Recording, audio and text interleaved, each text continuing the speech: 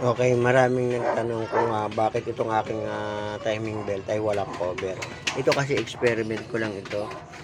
Pang sarili ko lang, sinubukan ko lang kung kapag ang timing belt ay walang cover ay kung laging magdudumi. So napatunayan ko naman sa aking karanasan na hindi naman siya nagdudumi. Kung saan na ito nakarating itong sasakyan ito, lagi ko din naman ginagamit. Pero okay naman, hindi naman siya nagkakaroon ng problema. Hindi siya nagdudumi kasi nga chinik ko pati hanggang ilalim.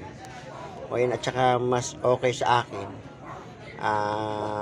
na lagi kong nakikita itong timing belt ko. Yan, na i-check ko. Lagi ko na i-check ito. Ito, pang sarili lamang na gawa. Ibig sabihin, kung sa iba hindi magugustuhan ito, hindi maganda sa pakiramdam, pero bilang pang sarili nga ito, nakikita ko lagi.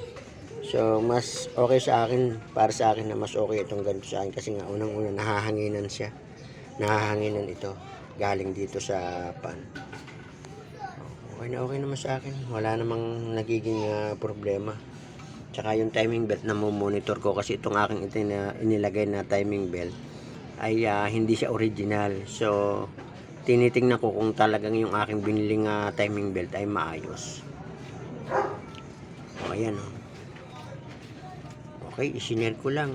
At doon sa mga nagtatanong kung bakit inalis ko, ito sinadya ko talaga kasi nga ito sarili kong sasakyan.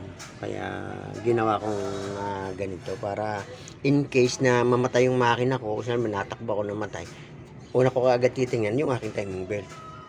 Hindi ko muna i-start. Ibig sabihin, pagkabuo yung timing belt ko, malaya akong i-start yung sasakyan ko. Pero pagkaputol ay hindi pwede. Okay, ganun lang. Share lang mga best. Happy New Year.